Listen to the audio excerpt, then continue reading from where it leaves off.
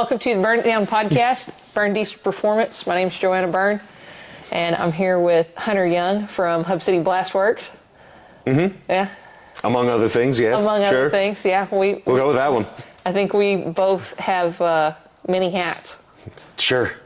Well, I mean, we could do the whole resume. No. No? Not unless someone asks.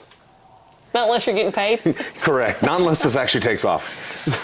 It's going to take off. And then we can eat time. Because I'm going to make it take off. Like, I quit my job to do this for a living. I don't have a choice. I had to get a job to make a living. Leave me alone. I wasn't making a living in the job I was at, but, you know. Well, teaching's for the love of the game, not to make a living. And you didn't like either of them. Well, I liked the teaching part. I didn't like all the politics I work for, and I'll name names. To be fair, office culture is extremely toxic, and that's what teaching is predicated on. Way too much of that. Yeah, and there's no reason to be that competitive and that cutthroat for a job that has zero vertical movement. Correct. I mean, you're there. To be fair, you're there to educate people, to make the industry better, and to actually get them out in the world. You're not there to be petty and to make arguments. It's everyone's in their own classroom running their own little kingdom. Let me clarify and say that... I've never taught, so you can tell. I'm all hopeful and like, this is how it should be. That's what you're supposed to do. But most of them don't. And I am not, cannot comment on public schools. I can, but I'm not going to. But I'm talking specifically about post-secondary education and, in my experience, trade. But if you know who I am, you know what I'm talking about. To be fair, just watching how the trade school is, it's exactly the same everywhere. Oh, yeah. I would say they're all... There is no accountability, right? Mm-hmm. So it's like, you have to meet these state standards for the WICM, and you have to do this, and we have federal money, and we do this, and let's just push the numbers so that we get our money next year, mm-hmm. and let's push kids through whether they passed or not, or they learned or not, and then we're going to write you a salary check. And if you work the hours required for the check, you're probably going to be happy. But if you actually do your job, it's more hours than you're getting paid for. And we won't compensate you because if you have overload on it. Mm-hmm. So that's exactly what it seems with all the guys I know who were teachers in the trade school, just for the sheet metal portion, which I'm in for my day job. That's exactly what it is. Because they have absolutely no program for sheet metal because we're an afterthought. It's a plumbing union, which... They shouldn't need to take care of us. We've talked about that. Yeah, but we're there. But it's literally like, okay, well, we're doing this for plumbers. Well, hey, we don't have a heater in our classroom. Sucks for y'all. It's literally what we've been told. It's like, well, things are just different for y'all. It's like, it's cool. So we do our own thing, and then they wonder why we're mad at them. Hey, I'm not even... They wonder why we don't do things for free. I'm not going to open the can of worms that goes for the 7 years that I spent over two different stints. Actually, no, I spent longer than that. Don't fall into the hole. Yeah, we're not going there. Just the magic stares into the abyss of time loss. Yeah, I just watched like this whole chapter of my life flash before my eyes. Yes. Yeah. I'd go get the propane torch and start lighting shit on fire. Yeah. One of the things that I wanted to talk about was kind of like, well, our background, both of us, and enthusiasm for the industry. I mean, of course, I'm on the diesel side, but, you've got background... Mine's always been gassers. Yeah, it's gassers, and you've got background in classic show trucks, and, so give us the spiel, Hunt. Like, give us the background. So it originated to be honest, my granddad... my family had an auto body shop going back to... 80s? Nope. Older than that, hold on. Oh, yeah. So 40s, because... 50, almost 50 years, but like 40-something years. The 70s, because we ended in... That sounds right, because how... Early 70s, it was Hub City Body Works in Lubbock, Texas. Mm-hmm. It was in the 40s. It was in the 70s, and it was with the gentleman who was my great-uncle, my granddad's brother-in-law. Okay. He's still married to his sister. My granddad sadly passed in 2020. Yeah. We sold the shop in 2015, November 2015. But his love of muscle cars since, he was 20 years old in 72. Yeah, 72. His first vehicle was a 68 Charger. I was just talking to my brother about this a couple days ago, and I was looking up cars. But a 68 Charger, and then it just kind of went from there. And yes, he did street race, and it was the old school kind where you just lined up and went. Grunge racing, yeah, yes, and he grew up in the Panhandle, so there's just empty road everywhere. Yep. But that's where it came from, and then he amassed and kind of like traded and bought and sold muscle cars all of my life. And he bought the shop in the 80s, so my family had it till 2015, or my core family had it till 2015, where I was always up there as a little kid. We did car shows, stuff like that. Well, and I know when I worked there, he had an absolutely stunning collection. The matched pair of Pontiac GTOs? They were both 65? Mm-hmm. Because weren't they a VIN number off from each other? Like no, they were close. They were, I think, same month of production. I think is the closest we could get. But no, they were both Hearst optioned. Found out one of them later was it was not factory, but it was still Hearst options. Correct, Hearst optioned. Both fantastic cars. Those were my brother's favorites, the Pontiacs. And then he had the two Cudas, both 71s. One was a full resto. The other one was resto only for perfect running. So it still had all the rust, patina, and all of that from sitting in a field. I think the only thing new we put on. Videos. I think if I dug, I have a video of the orange one. Most likely, that was the most common. That was the one he had for forever, and that was a beautiful, beautiful car. Because I remember that was my favorite. I think he came and took it out. I had to go get fuel for it because he came and drove it for something, a car show or something. And most likely. I had a video of it.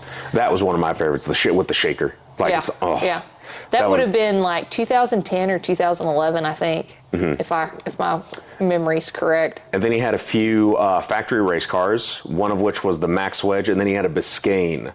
I need to look more into those because they always fascinate me. I just never really get into them. Remember the Biscayne? No, he sold the Biscayne when I was young. Yeah. It was I was like, I feel like I would have remembered it being all there. white steel wheels with those moon eye caps, and it was gorgeous. Red interior and a factory racer with like a big block 396. The Max Wedge was even better because it had no exhaust and you just light it up. Lightweight glass, aluminum doors and panels. Just shake the whole building. Oh God, that thing was just a monster. Had a cage from the factory. It was gorgeous, and also a record holder. Oh, okay. Yeah, it was an NHRA record holder. That's badass. For a little bit of time, it had the fastest time for a production car. Wow. Yeah. And that was why we owned it. Of course. So that was really cool. We actually have the plaque they give you. But my first vehicle, like transitioning on, I never drove any of them because I can't drive stick. That's cool. I don't have the talent for it. I cannot drive stick. I've tried. You can. You just have to sacrifice a clutch. I'm not sacrificing a clutch on the cars that they handed me to like do stuff. Like, an 03 Viper with 900 horse, I'm not sacrificing a clutch on. That's not the car you learn how to drive in. Like you need a clapped out like a Yoda or like an old Jetta or something. But I have no need to learn at this point. Why not? I don't care. Everyone bastes me for it, but if we I don't care. Build and it's got a manual in it, you are going to wring my neck. I'm going to take it out is what's going to happen. Bet. Yes, bet, because I'll take it out while you're not around and then be like, hey, it's weird. I thought it was a 3 on the tree. It's actually an automatic. Strange, right? It's actually a 4 on the floor. I don't know. It's got overdrive. I'm not gonna lie. I love my... So let's get into the automatic versus manual for a second because we're kind of right there, right? So my coworkers, I have one who is also in the car culture, the import. Hold on. Me and him get into arguments about this because he knows nothing about muscle cars. This is always super funny because I mock him relentlessly for this because, and you have a different opinion on this. No. Automatic swing races, manuals. You don't know what I was make you fixing part to of the say. vehicle. You don't know what I was fixing to say. But he always goes, manuals make you feel like you're actually part of the car. I'm like, I don't care if I win. I just want to win. I just want to go. Okay.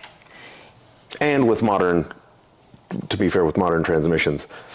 I'm going to argue that depending on when it was made, sure, and the powertrain that's in it, sure, and whether or not it's been converted to electronic control. And this will lead to another topic, by the way. Yeah, I know. That it is going to depend on what is better. But absolutely. It will not matter if you have an automatic or a manual if you can't drive. This is also true. There's two parts to it. You can have all the power in the world, but if you don't know what to do with it, you're just a missile without a heading. Yeah, and probably going to kill someone. You're a Mustang with a crowd. I'm not throwing shade. I will, because I'm, to be fair. I will throw shade because a freshman backed his Mustang manual that he lost control of a 90s Mustang into the ranch hand on my 97 Power Stroke, and they literally strong-armed him into my classroom. I was on a late class, too. It was a long day, to tell me that he hit my baby that I grew up with. If you want to describe that truck to describe this. And as I understand it, I just know when they opened the door and pushed him in the classroom. Something's wrong.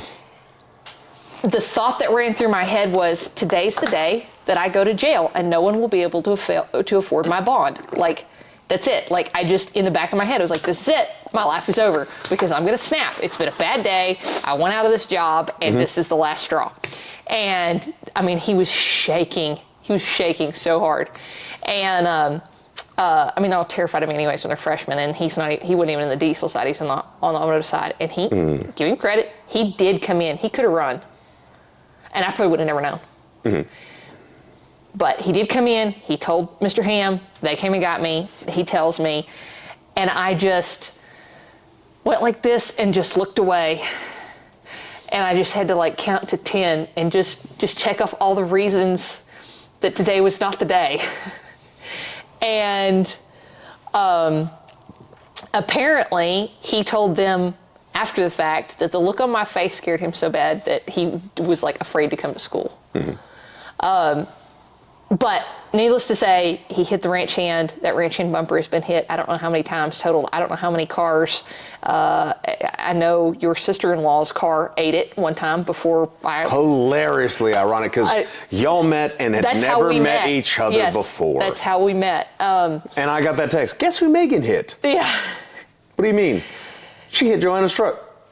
Yeah, the circumstances that fell into place for that to happen, for me to be the one and for me to choose not to go through that intersection, because I could have made the pass in that intersection and she would have gotten hit by that semi. And I'm not saying I saved her life. I'm just saying, like, the circumstances that I shouldn't have even been in that intersection. That's not the way I normally drove to work.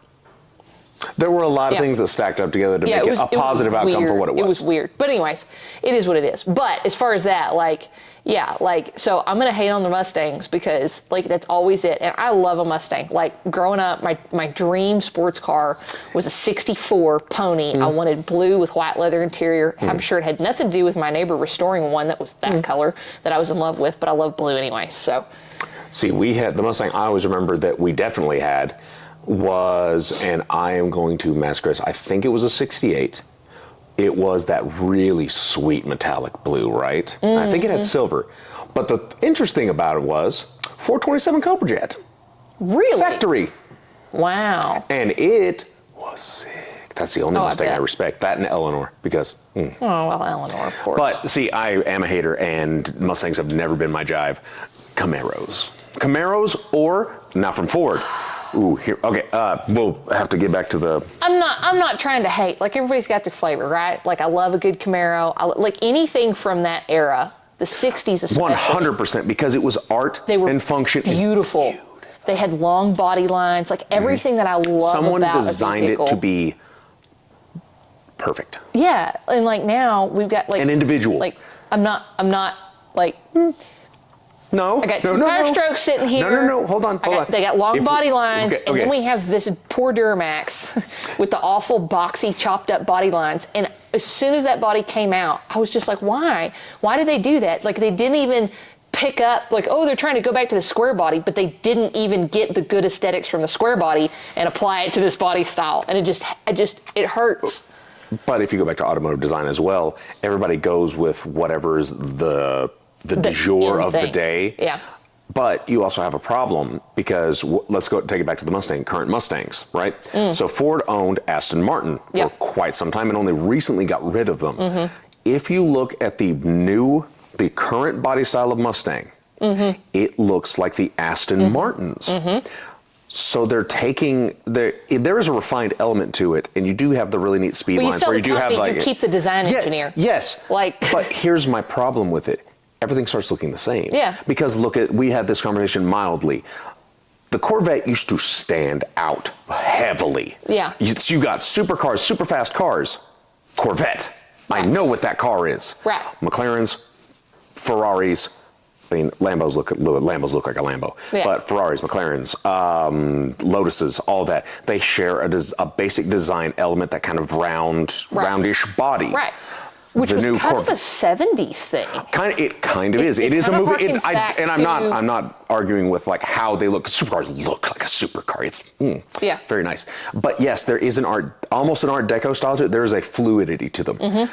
However, the new Corvettes look like the most bland sports car ever. Yeah, they don't do it. There's nothing that attracts me. The powertrain's cool. And I feel like the Corvette crowd, we used to make fun of the Corvette crowd we used to make fun of the Corvette crowd because it was old white dudes.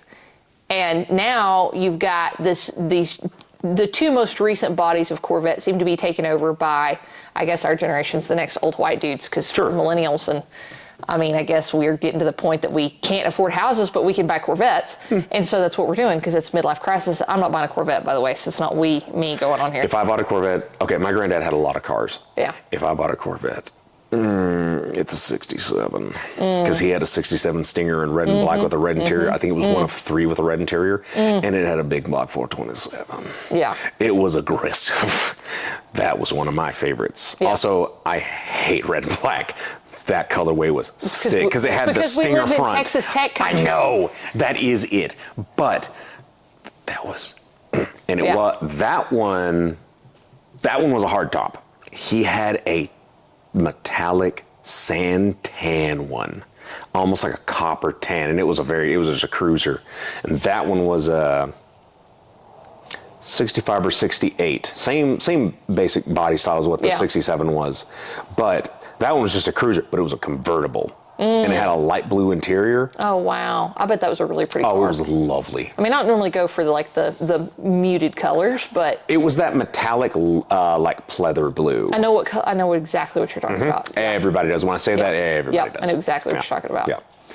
Yeah. No, there were some absolutely gorgeous cars in there, but he was basically more of a Mopar, no car. Yeah, I was thinking you know what I'm saying. Should I say it? You know what I'm saying. But that's because his first car was that Charger. But Mopar or no car. But also the old Mopars, when Mopar meant something, it was the race division. Yeah, Mopar's not even a thing anymore. Yeah, really. it's just parts. Now Mopar's parts.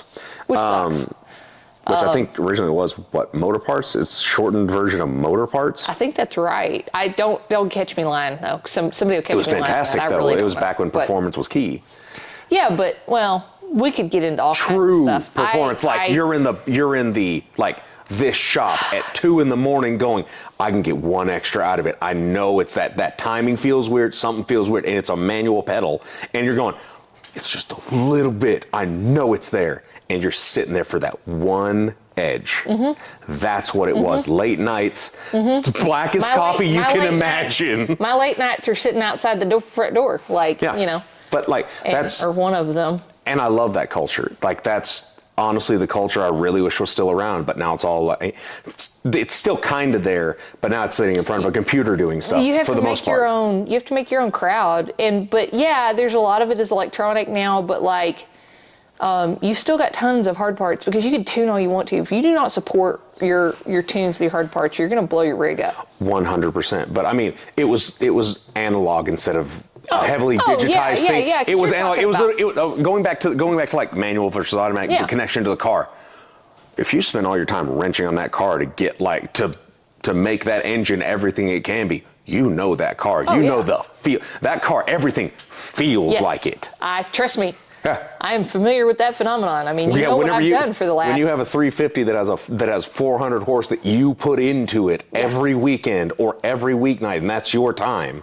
Yeah. Oh yeah, and and then some, a lot of them now are hard to work on. They've made them hard to work on because they're you start talking about right to repair and some of that stuff, and that's a whole nother deep dive, and we can definitely get into that. But that's a conversation. Because that's a right to repair is an issue across all industries, and people don't realize that. Technology companies are making it incredibly hard to actually do stuff with the thing you bought and paid for. Yeah, and Apple won't release specs. which the U.S. government. Proud owner of a droid. I will hack this one. Like I think the U.S. government is actually making it to where they have to because that is against some. I don't know enough about it. But I don't trust the government. But no, you shouldn't. But that's a whole different combo. That's totally different. We're with the government. We're here to help. Are you now? Ronald Reagan, the scariest words ever. We're with the government. We're here to help. Did Reagan say that? Yes. Yeah, shut up. I had no idea. Yep. The 9 most terrifying words in the English language are, I'm from the government and I'm here to help. Yep. Anyways, it's a meme. Great for quotes. Honestly, he was very quotable. Not necessarily for good reasons, but great to make memes with.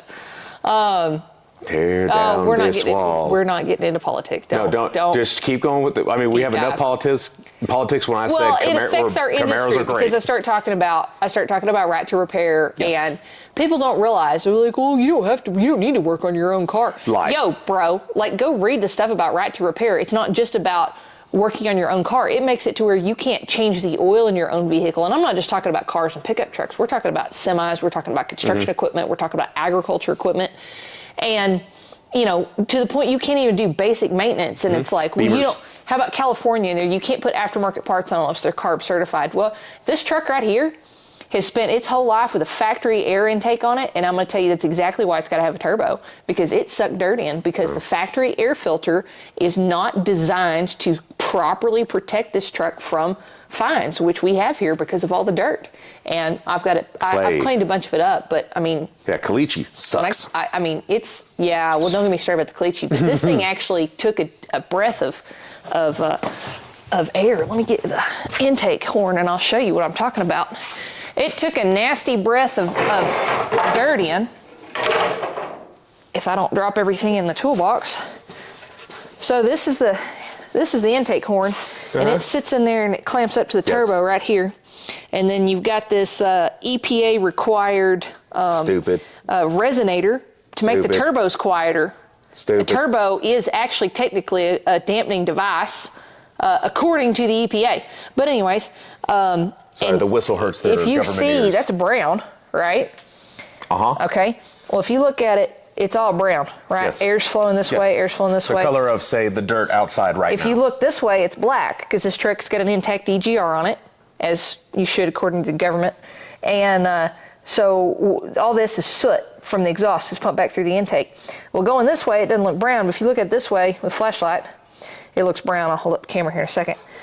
Which tells you that it's pulling dirt in, because otherwise this should be black. I'm shocked. It should be, I don't have a dirty intake here because I've cleaned everything that's left and everything else in here is clean. But it should be black with no dirt stains. And I'll show you if the camera will pick it up. If you can see, I don't think it's going to pick it up. It's brown down in there, and it should not be. It should be black. And so what's happened is this truck is going to get an aftermarket air intake, which is perfectly legal, but it's going to get an upgraded one because it is getting a new turbo. And this truck works for a living. It is going to be exposed to these conditions again. And this time, instead of sucking dirt in, the sand, the fines that came out of the filter. Oh, it was awful. It pulled it right through. It was perforated the filter, which fines do because they're so small. And it's like, well, you can't even do that under right to repair. You can't even put a superior than factory air filter to increase longevity, performance, and decrease fuel consumption. Because it's not what the factory put on. Because it nullifies your, it's nullified by your lack of right to repair, which we haven't lost yet, but we do see this with EPA, CARB regulations, and stuff like that. And I know I'm talking to people like, oh, it's diesel. We don't have to put DEF in our stuff. Yo, buddy. They started training GM technicians at Cadillac on diesel exhaust fluid for diesel particulate filters and selective catalyst reduction for gasoline engines 2 years ago. So guess what? They're selling that stuff. Yeah. Boo. Yeah. GM, boo. Well, but they're trying to get ahead of Tier 5 emissions, right? And the thing about Tier 5 emissions is they have no idea what they're going to do. They're like, it's just got to do the thing. And we don't know how you're going to do it. And so the current proposal is to just take the current after treatment package, which is exhaust gas recirculation, diesel particulate filter, and selective catalyst reduction, and probably a DOC. Depends on kind of what your horsepower output is. What is a DOC? You're going to make me lie to you what DOC stands for. Just Diesel oxidation catalyst. Okay. I had to think for a minute. Okay, it's all the acronyms, right? Yeah. So EGR, DOC. We don't use NOCs anymore. And then selective catalyst reduction, SCR, which is what you shoot your Department of in. Clocksuckers. Yes. And so as they're talking about just taking all of that and multiplying it, so you get 2 of everything. And it's like, that's not going to help, because the more you do that, the more you restrict the exhaust, the harder it is for the engine to breathe, the dirtier it burns fuel. You're literally doing the opposite of what you're trying to do. Right. But according to the EPA, these parent board diesel engines only have a life expectancy of 120,000 miles, which I think is hilarious. Because... Where do they even pull that number from? That's what they said it should be, that they should last 120,000 miles. Just because you say something doesn't mean the testing would bear that. Like, test the motor. I say motor, it's engine. Motors are electric. I know. Leave me alone. Follow the money, man. This is why we're not getting into politics. Shh. But it's all tied together, because it does affect, it affects the end consumer. So here's what I look at. The engine that I swung out of rain had 322,114 miles on it. And the only reason that I swung that engine, because the inside of that engine looks fantastic, is because the CP4 high pressure injection pump locked up. That's a whole nother emissions conversation we'll have in a minute if we have to. And when it did, it sheared the dowel pin off of it, dropped the dowel pin, fell down my gear train, and dropped down in between my cam and my crank. And when it did, the gears locked up on it, and because they're not a welded crank from the factory, it pushed my crank gear off the snout of the crank just about 1/8 of an inch, which was enough to relieve the pressure on it, caused my engine to spin out of time 180 degrees and to lock up. I've scoped that engine. I kept it. I didn't turn it as a core. Like, I pulled the push rods out of it so it wasn't locked up anymore, and barred it over and got it off my transmission, swung it out of the truck. The inside of that engine looks absolutely fantastic. I've got a 1990 IDI 7.3 with over 800,000 miles on the engine. Not the rest of the truck, but the block itself has over 800,000 miles on it. Yeah, you bought 3 standalone engines? My collection of donors. Is that one of them? No, I'm talking about PEP. My regular cab, 2-wheel drive 90, 5-speed. You know what I'm talking about? Vaguely, yes. The dark blue one with the headache rack? Yes. Sitting in front of my house. Sure. Needs an injection pump. Mm-hmm. Don't they all? Well, to be fair, I let the truck sit, and it didn't have good pure diesel. It had biodiesel in it, and I didn't treat it, and I let the truck sit. It's my fault. Gelled? No, it ate the seals out of the injection pump. Ew. So it's 100% my fault. It needs some major body work. It's got some cancer on the frame, and so I parked it, and I did not properly store it when I parked it, and now it needs an injection pump. This really is a thing. Yeah. Like, people need to know whenever they have diesels, just to kind of make sure, like, they can't sit. Yeah. They can't sit. Nothing can sit, Like, when technically. when I actually get time to work on my blue Volkswagen that I bought a turbo for over a year ago, it is going to leak everywhere because I've let it sit for a year. Look, I'm not really happy with all the things I'll have to do to my ZL1 Camaro whenever I get it out when I move. So I'm right there with you, because that's going to suck. Well, It's going to be a money pit If we for a need a minute. trailer, let me know, and we'll hook you up. It's no big deal. Seriously. It's going to need I'm just going to have to replace all the fluids. And that oil Oh, change is yeah. gonna Well, suck. if they sit and all that. But if you're just moving it, we can move it. That's no big deal. I mean, Well, at some point, you and Yeah. I'll have to run through it, because I want to help change all that fluid out. No. We're gonna have to. We'll do service on it. That's no big deal. But for you to move it from where it's at right now, when you move into your new house, that's no big deal.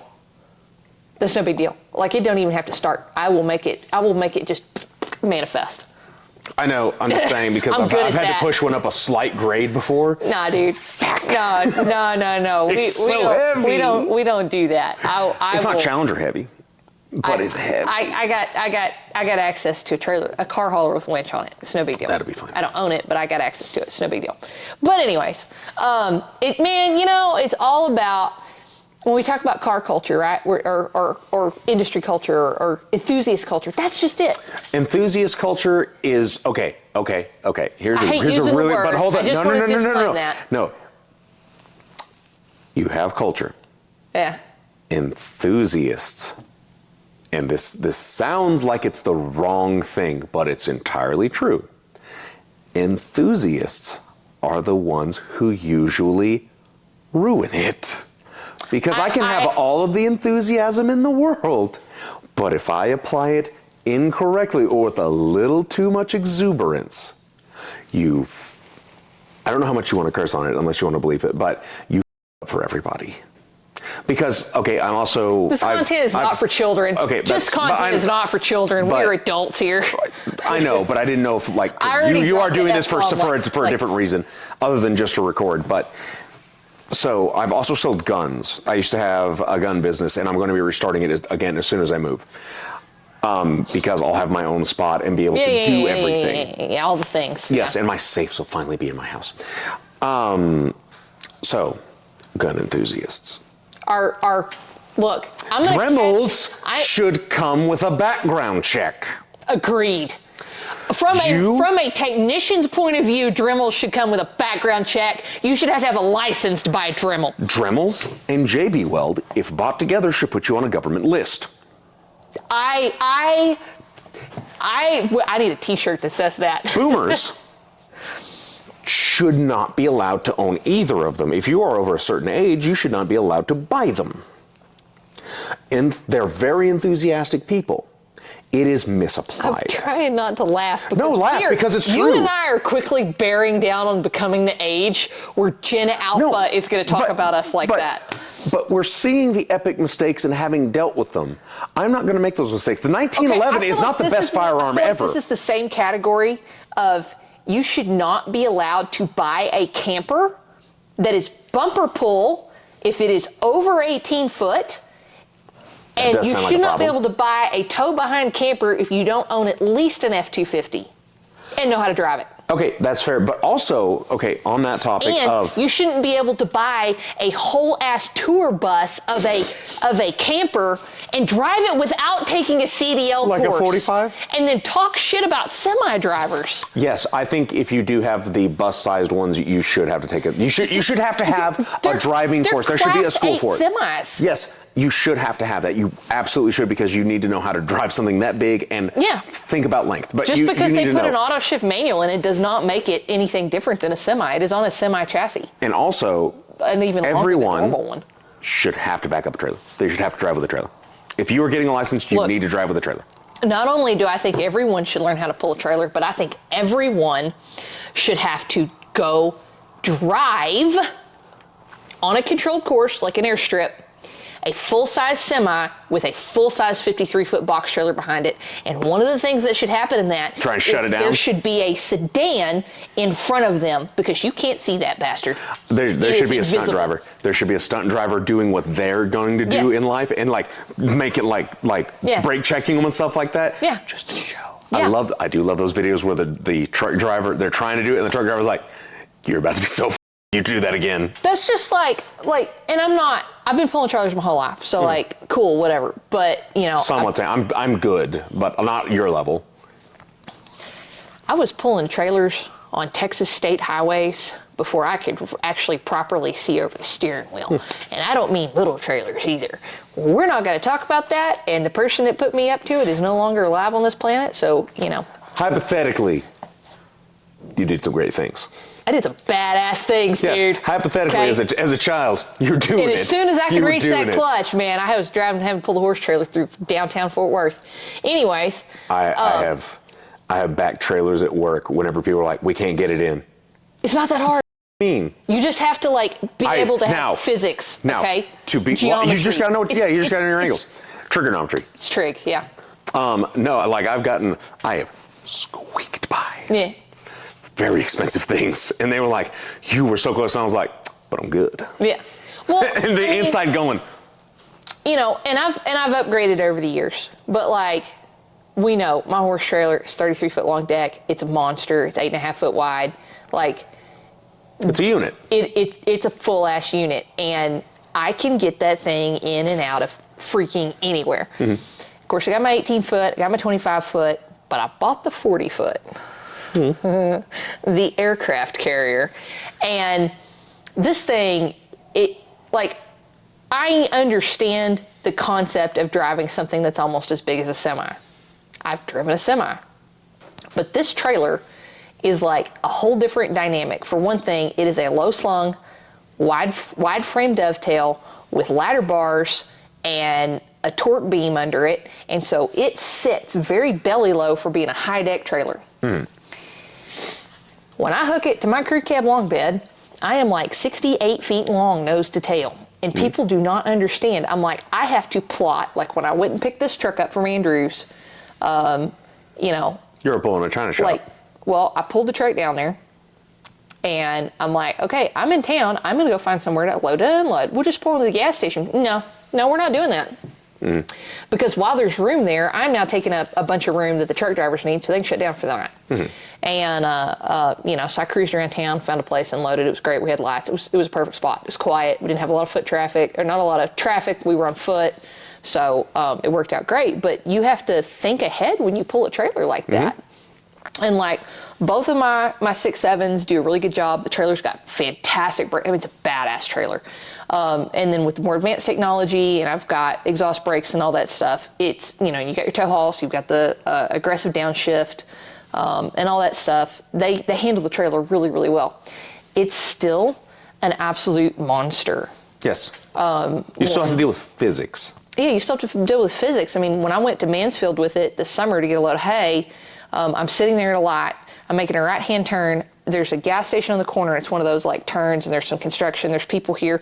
This guy in a transit van is trying to get out of this gas station. And instead of just waiting until the light turned, he decides that he's going to turn and drive the wrong way up the access road and pull around the back of me. And I swear to God, he hung the cladding, you know, the cladding on the side of the transit vans, on my trailer and ripped it off. And I'm like, well, I can't chase the bastard because I'm never going to turn around and catch him. And he just took off. And the cladding's just laying in the street. He straight up like hit my trailer and jerked me sideways, jerked the ass into my trailer. And I'm just like, you're in a transit van. How did you hit me? Like, I've made it to this point and not hit anything. I even made it over railroad tracks I should have been able to clear, but I pulled it off. They weren't in the map. Like, I planned, but they weren't in the map. And you don't get road height with that stuff, and you have to think about that. I mean, some are flat, but then others are like weirdly raised. Look, I would rather not go over railroad tracks with that trailer. I don't want to go over. I would rather not go over railroad tracks. Period. In Lubbock, they just started adding those crossings. They originally were not. Yeah. You're just like cruising down, 114. And then also, it blows my mind that people don't see trains. How? They don't look. I've always noticed a train when I'm coming up to train tracks. Okay, people don't pay attention. This was before cell phones and people were getting hit. Okay, cell phones. Cell phones have complicated a lot of things. However, cell phones are not the reason that people had wrecks. People had wrecks because they are so self-centered and self-absorbed in their own little existence that they don't pay attention to the world around them. And I'm sorry if you're that person. I really don't care if I offended you. It's the truth. They're not watching. They're not listening. Fair. But when you start talking about that, you start talking about physics. You know, you're talking about the physics behind it.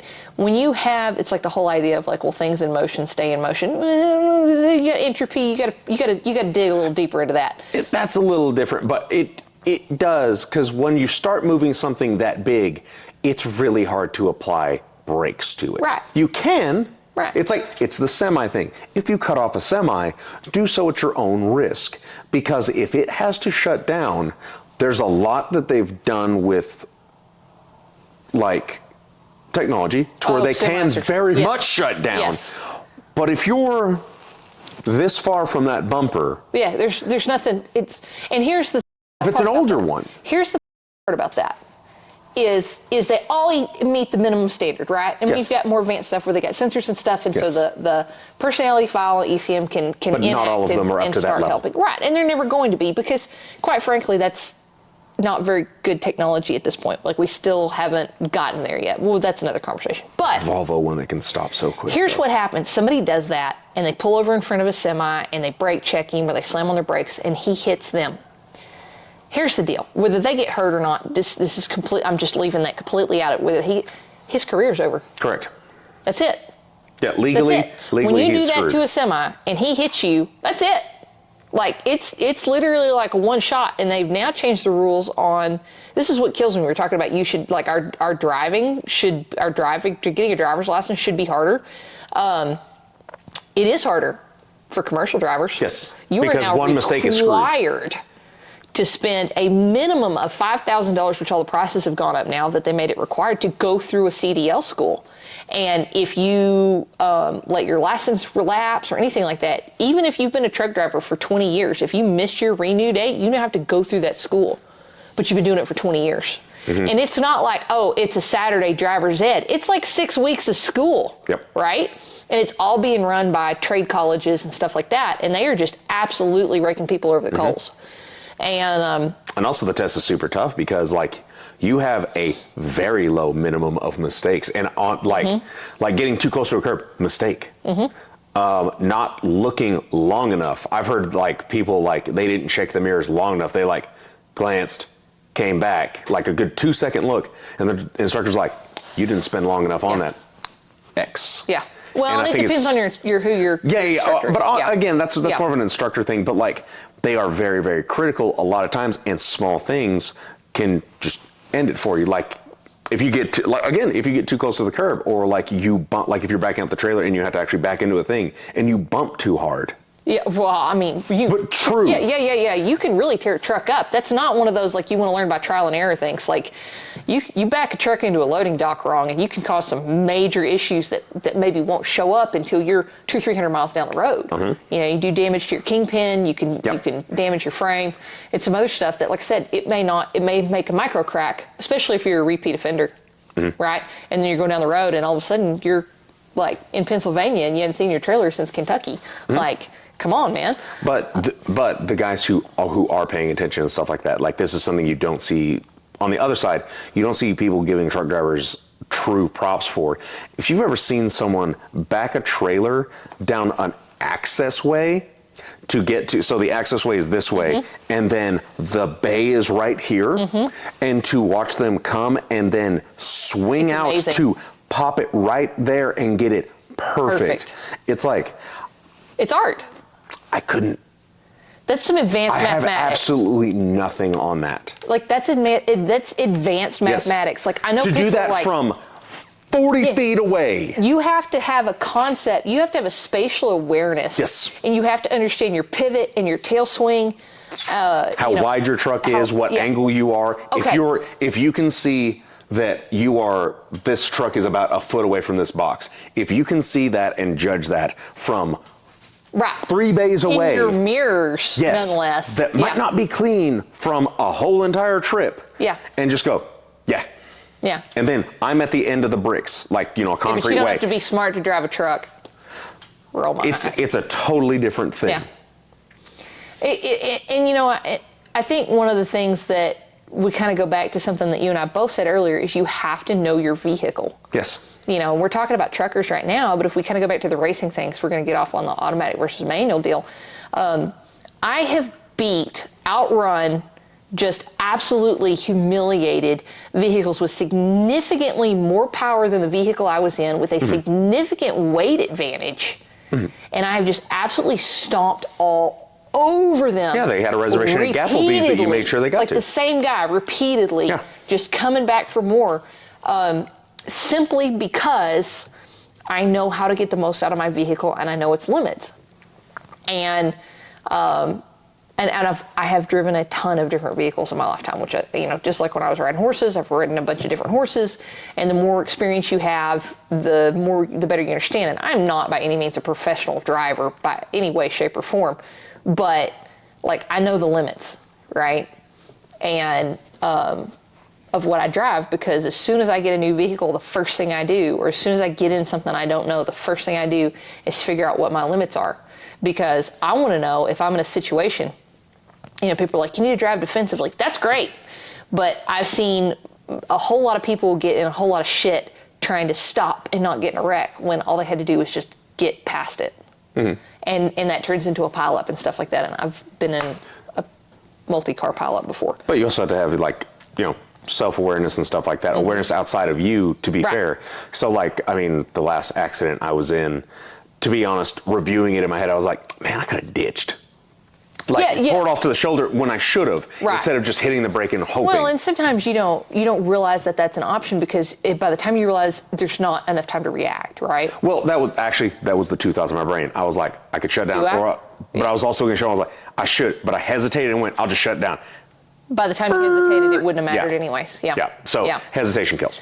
But jumping the gun also kills. You got to know. You just got to know you. Right. Well, I can say the one really bad wreck I was in, someone had stopped on the interstate in the construction zone trying to get off on a closed exit. It was one lane. There were several cars piled up. I crested view where I could see and slammed on my brakes. But that, I know for a fact, that truck weighs 9,200 pounds. Mm-hmm. And I started sliding. Mm-hmm. And there wasn't anything I could do. And, you know, I slid right up in it. You know, that's when I worked at the hub. And slid right up on it. Somebody else smoked me. I didn't get any rear end damage from it, so guess whose insurance got to pay for all of it? Because the guy that clipped me had a grill guard and I had a ranch hand bumper, and so neither one of us took damage, so I paid for it. Mm-hmm. There's a whole lot more to that story.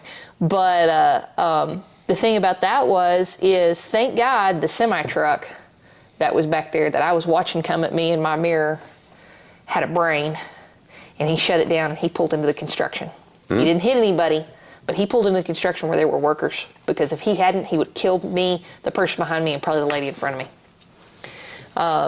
Because by the time he got shut down, he was past my pickup. Mm-hmm. It's like watching any kind of weather on like Dallas highways and stuff like that. Oh, don't even get No, I know, started. but you see, but as soon as you see the lights of a semi, no. Yeah, because no. Yeah. Anytime there's pilots, it's like how many semis were there? Will stay in motion. Like there is a reason why when their brakes the greater mass wins. Full lock. You know, on automobiles, if your brakes fail, you have no brakes. Mm-hmm. On like if you lose your brake fluid, if you lose your air on a semi, your brakes go into park. They go into lock. They lock up, and they'll catch fire trying to stop the truck. Mm-hmm. You know, and then it's all she wrote. That's what runaway slopes are for. But back to knowing, we're talking about manual versus automatic. I can drive manual, not tooting my own horn here. I had to learn the hard way, right? But I've got several manuals. I've got several automatics. I've got the same engine with an E4OD as I've got with a ZF5. I've got the same engine with a DSG that I've got with a ZF6. I've got some different combinations, where I can really give you a one-to-one power comparison. I love my manual transmission. I love pulling a trailer with my 7.3 with manual transmission behind it. It's a great experience. But you know what I really love? Cross-country trailer pulls with an automatic.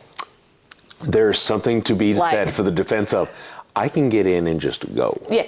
Hey, guess what? There's a hill. I can just go. That said, if I got a heavy load, I really like the control you have with the manual with a really heavy load. Absolutely. But when you get up and you get away, and you're like, 7.3s, you're talking about 25-year-old pickups. Yeah, then what? Bite me. But, I've got the 15. It's got torque shift 6 in it. And then I've got the 21, and it's got 10-speed in it, the torque shift 10. And they're geared differently. Rain's got 355s and 373s, and then Max has got 410s. So you've got some difference there in gear ratio, but it kind of washes out. They both pull hard. They pull really hard. I think the only manual transmission that I could can put it up against would be saying that I was running like an 8 and 10 speed or something like that. Because they pull really, really hard. And I know that they've already found some issues that the 10 speed's going to have with the collar slipping and some stuff. It's no big deal. It's a first gen transmission. But the torque shift that's a stable transmission platform, and torque shift 6, and I really like it. I've actually got some upgrades to do to mine when I get this thing out of here. And you've ridden in the gray truck with me. Mm-hmm. You haven't been in with me when I've had a load on, but it pulls hard, and I do not think that I could outrun it jump it off the line with a manual of equal power. Now, you can't get a manual behind a 6.7, so I don't know. I might try to put one behind. Well, we'll never know. I have a donor engine. But to be fair, if you could develop a kit, if you could develop a kit that could be produced to be able to make those things reliably. I am going to say this, though. If you want to talk about diesel engines, in manual versus automatic, never, ever, ever, ever, ever will I say that a 68 RFE is better than a manual transmission. Under no circumstances. They are shitbox transmissions, and I can't even hate on the Cummins for it. It's not even their fault. Anyways. You know what? I will say it, because I have no idea what any of that means. So I'll say it. That. Go ahead. I've got a client, I won't name any names, I've got a client that has a 2018 Cummins with a 68 RFE on it, and in August I did its 100,000 mile service. And when I pulled the fluid, it's been serviced before, but it was its 100,000 mile service. When I pulled the transmission fluid out of that thing to put fresh fluid and a fresh filter on it, it was not red. It was about the color of that Power Stroke right there. And I told her then, you better start saving your money. Does that mean the inside shelling? Yeah, it's metal. I mean, it was glitter party, right? We have a glitter party in the CP4 and that Power Stroke right there too. That's getting an engine. So I was all excited about that. But anyways, it's bad. It's bad. And I told her, I was like, just be prepared. Start saving your money.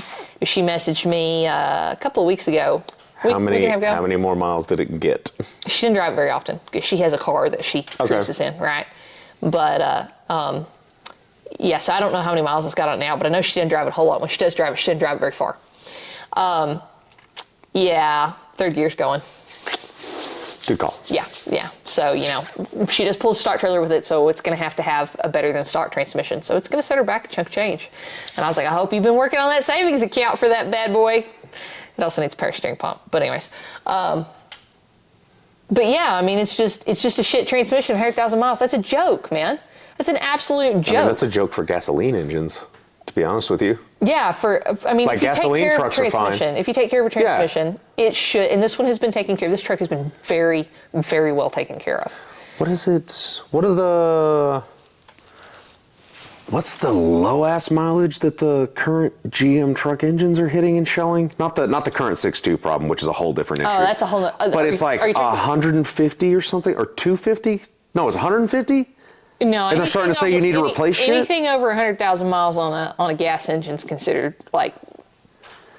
Right. No, like the entire life of the engine. Oh yeah, no, 120,000 miles is considered life of gas engine. Period. That's always but that's just it. Like the 5.3 has. I mean, there's tons of 5.3s running around from the early 2000s and late 90s that. Yeah. Like, I mean, they're just still kicking it. Well, hell, the 5.3 Vortec front that I had on my 04 is like a monster. But I respect the hell out of that engine. But like, so does everybody who gets to make a racing engine out of it. Everybody loves that one. Now let's swap it. Yes. But when I worked for Barry and we worked on oil-filled trucks, we took care of a fleet of trucks, and they were all 6-liter gas Chevy engines. They were like 2,500, gas pickups. Mm-hmm. I know that they were not brought in to get serviced like they were supposed to. God, no. Of course not, because they're oil-filled trucks. And the number of 120,000 mile engines that we replaced, it was crazy. I wasn't there very long, and it just felt like every time one came in, it had 120,000 miles on it. If we didn't swing an engine in it and we just did an oil change on it, it was back at 121,000 with spun bearing, But also, you're talking about people who they use equipment like they live. They abuse themselves. And I'm talking 120,000 miles. We're not talking about engine hours, because that's a whole. We're talking about trucks that start in the morning and they'll get turned off until midnight. Yeah. And or they run 24 hours a day. And gas engines aren't made to do that. First of all, and second of all, if you do that to a diesel engine, it'll shell out too, because you got to idle it up. That's another conversation. But engine hours equate to mileage, and so when you're doing that to one, so what we were seeing on the dash was 120,000 miles, but you're talking about an engine that was really probably closer to 300,000 miles in engine hours. Because most people, whenever they think, oh, I've only put 120,000 miles, you aren't thinking of the distance that your pistons are driving the entire time, and rotational distance and all of that. So you're actually, like you're saying, tripling it is probably the minimum that you're doing of letting something just idle. The fact that we go off mileage is stupid. We should go off engine hours anyways. That's how we do equipment, and look at that. Automobiles are the only vehicles that we go off of mileage. And but also, and you know how long some of those have lasted? There are things from the 60s that if you service by hours, they never stop. How about my mid-90s skid steer I just bought? Like it's a project, but shit, it's only got 4,000 hours on the engine. What is it? I mean, what do we have? And I'm sure somebody's like shitting because there's a 4,000 hours. Yeah, okay. And it's a parent bore. It's from how long 3.9 ago? liter B series Cummins engine, 95. It was either late 94 or early 95 production. So 20 years, 4,000 hours. That's just what? 20 hours a year? 20 years from the 90s. Yes. What year is it? Sorry, 30 years? Yeah. Sorry, shut up. Shut your whore mouth. We are quickly bearing down on 40. Wow. Wow, guys. Okay. It's cars, not math class. Okay. It's okay. I struggle with that too because the Anyway. 90s were 20 years ago. I mean, they weren't, but that's what it feels like. Hey, at least we feel like we're still in our 20s. Don't tell my knees when I get up in the morning. I'm fine. But anyways, you know, But it's vaguely, okay, so 30 years. Give me a second here. It's 130 hours, something like that? A Yeah. year? Yeah. It's actually not that much, but It's it just marginal. stacks up. Yeah, it's marginal. So 4,000 sounds like a lot. It's really not for 30 years of existence. Right. Now, those Okay, add up 4,000 all hours, those 4,000 hours were probably all in like Okay, a think really about tight window, but I mean, if that sounds crazy to you, how many hours do you spend sleeping? Let's call it 8. How long have you been alive? Really stacks up, you old shh. Not you. So I bet you that. I bet you that. Do you know how much shit I don't get to do because I have to sleep? Yeah, well, you know what? That skid steer, 4,000 hours sounded pretty good, hasn't it? Yeah. For 30 years. Yeah. Anyway. Yeah. Casey with a K. Anyways, but yeah, no, I mean, it's just, it's one of those things where people look at that and they're like, oh, you know, and I tell all of my guys that I trained, if you're going to go look for a service truck and you're going to buy a used one, look at the engine hours. Look at the engine hours because those trucks are literally, they sit there and what people don't realize, of course, anybody I trained knows this because I beat it into them with a stick, but when you let a vehicle sit at low idle, right? It's just the idle, there's nothing going on here, it's just what it runs at to keep itself alive. You're not actually spinning the low pressure oil pump fast enough. And I say low pressure oil pump because Huey engines have high pressure oil pumps too. So you're not spinning your engine oil pump fast enough because pumps don't make pressure, they make flow, to flow the correct volume of oil to feed everything and keep everything properly lubricated. You have to be you have to move a little bit faster. It's just like your AC doesn't work when you're not moving, right? And your radiator doesn't work correctly. That's why with a fan clutch or an electric fan to force air across there, your radiator engine would cook while you sit still. And so, so people are like, oh, you know, it doesn't matter. Yes, it matters, which is why on the newer trucks, you see engine hours and idle hours. So it tells you how long the truck idled versus its regular hours, and you can do some, you know, basic math and figure out how many street hours it has. So you can basically calculate what it's done its whole life based off of that. Now, I mean, I would just say if there's more idle hours than there are, say, driving hours, it's probably sat there a whole lot. yeah, it's sat there a whole lot. It's going to have issues, bad issues. It's a foreman's truck. Yes, it's a whole other conversation. But you get into It's the something safety guy's that truck. has Strange. a high idle switch on it. You're not decreasing the hour consumption on the engine, but you're helping to decrease the damage. And I'll put myself out there. You know, Young has, that's my 97, my blue 97 7.3, has tons and tons of blow-by. And he's got 372,000 miles on him, and the whole oil leak story that I tried to do a quick fix, and It's a story for another time. We'll deep dive then. yes. Anyways, shout out to 7.3 Dipstick for giving me the parts to fix my truck when I get the time. And When the helicopters stop flying in your head from the PTSD flashbacks, we'll talk about it. it was a rough week. It was Yes, just a rough week, I and it happened on a Tuesday.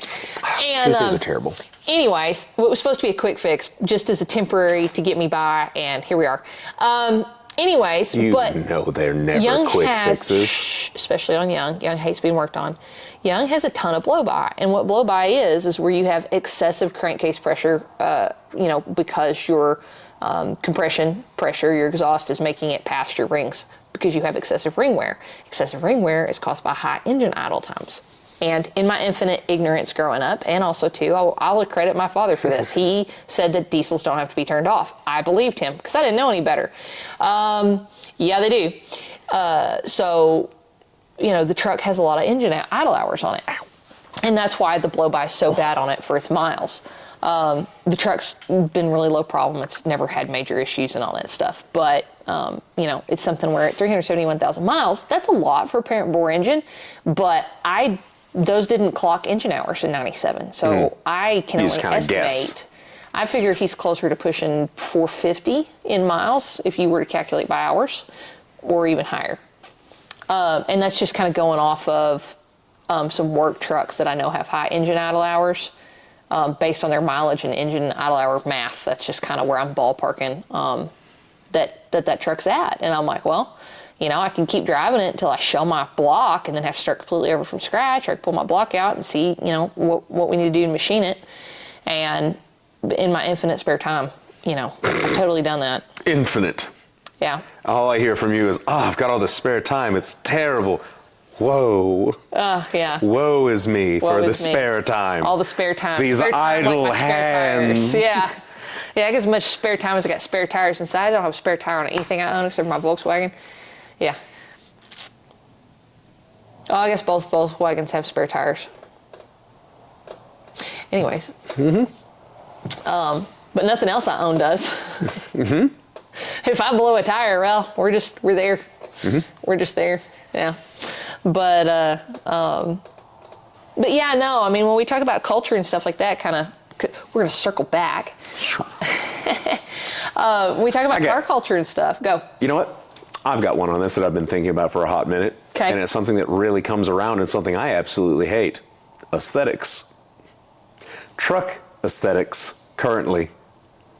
You mean SEMA builds or the? No, that's a okay. totally different thing. I was like, don't because to me, open that can of a worms. true SEMA build should be, can I drive it in or out, and can it That's get the itself problem with there? the SEMA builds. Correct, but that's not what I'm saying. Aesthetics isn't this. Okay.